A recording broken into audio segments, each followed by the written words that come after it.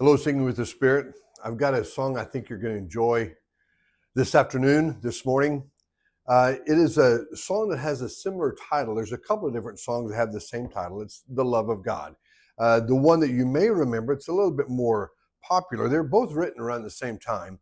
Is Since the Love of God is Shed, Priceless Blessings on My Head I Have Made in My Own. But the song I want us to look at, the third verse is what established the other two verses. That third verse, which we sing, which is entitled, could we with ink the ocean fill, and were the skies of parchment made, is what gave birth to the entire song. But that third verse was actually written back in 1096. So years and years ago. But what's interesting about it is it was found written on the wall of a patient who was in an insane asylum. The patient had died, and when they came in to take care of the room, they found this verse inscribed on the wall. Could we with ink the ocean fill, and were the skies of parchment made, were every stalk on earth a quill, and every man a scribe by trade, to write the love of God above would drain the ocean dry, nor could the scroll contain the whole, though stretched from sky to sky. There's actually references to that through the book of John, as John writes at the very end of that book, that if all the things that were done that Christ had done, it could not. There was no way that we could contain them in our works. But this verse was found on the wall of an insane asylum. It makes you wonder: was that just a moment of sanity that this patient had, or was there something more divine? We'll never know. We don't know what happened, but the year was 1096 when that line was scratched in the wall of a room that a patient who was insane lived in. But from that prose, from that verse, came the other two verses, and eventually led us to this song. The love of God is greater far than tongue or pen could ever tell. It goes beyond the highest star and reaches to the lowest hell. The guilty pair bowed down with care. God gave his son to win. His erring child he reconciled and pardoned from his sin. So much to unpack with that. So much just in that one verse to unpack. Is the guilty pair Adam and Eve, and the idea that sin came into this earth, into this world through him? Perhaps.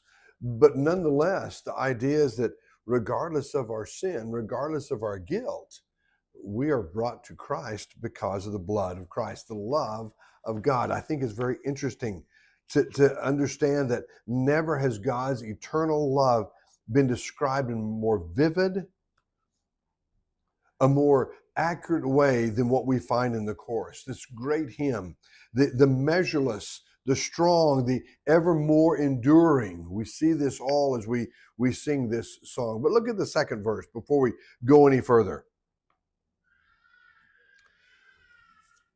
When hoary times are passed away. Now that causes people to go, wait, what are you saying there? It's just a word that refers to olden, or the gray heads, the old people. When the old times, the old years have passed away, and earthly thrones and kingdoms fall. When time transitions, and we go from this point to the next point to the next point, and the calendar pages continue to turn. When those times pass away, and earthly thrones and kingdoms fall.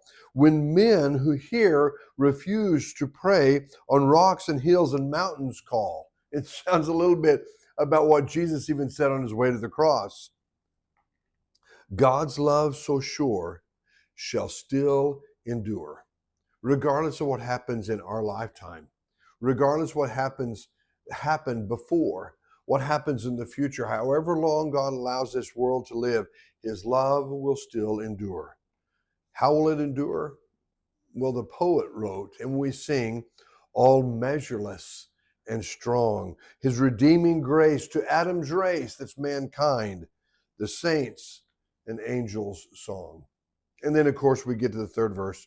Could we with ink the ocean fill? The idea that even if all the ocean was ink, And if all of the sky, everything that we see above us was paper, was parchment that we could write on, and where every stalk on this earth, every limb, every branch, every twig, every stalk, if it was a quill that we could write with, and if every man was a scribe, and that was their work, that was their trade, to take all of the ink from the ocean, with all of the quills on this earth, and with every man who this was his career, his profession, his trade, and were to write the love of God, it would drain the ocean dry. But not only that, the skies, the parchment, it could not contain the whole of our God's love, even though it might be stretched from sky to sky. O love of God, how rich and pure, how measureless and strong. It shall forevermore endure. It's the saints and the angels' song. If you know this song, I'd almost like to do the third verse because that's such a unique one. The love of God is greater far than tongue or pen can ever tell. It goes beyond the highest star and reaches to the lowest hell. The guilty pair bowed down with care. God gave his son to win. His erring child he reconciled and pardoned from his sin. That's the first verse. But let's sing the third one. Could we with ink the ocean fill, and were the skies of parchment made, were every stalk on earth a quill, and all of us, every man, a scribe by trade? If we were to write the love of God, it would drain the oceans dry. And the scroll, what we write on with our pens, with our quills, one, it would drain the ocean dry, but then the scroll could not contain it, even though it was stretched from sky to sky. Find that in that reference, if you will, in I believe it's John chapter 20. Look towards the very end of that chapter, the very end of that book, and you'll see what John says about all the things that Jesus did for us. Let's sing the third verse, if you like. And if you need to pause it and grab your songbook, your second favorite book, then you'll be able to follow the words with that. Could we with ink the ocean fill, and were the skies of parchment made, were every stalk on earth a quill, and every man a scribe by trade, to write the love of God above would drain the ocean dry, nor could the scroll contain the whole, though stretched from sky to sky. O love of God, how rich and pure, how measureless and strong, it shall forevermore endure, the saints and angels' song. Beautiful song, a great reminder of our God's love for us. But to think that it all came from that third verse, one we just sang, that was scratched in the wall of an insane asylum hospital room where a man who'd passed away had written it on the wall, gave birth to this, and that was in 1096, almost 1,000 years ago.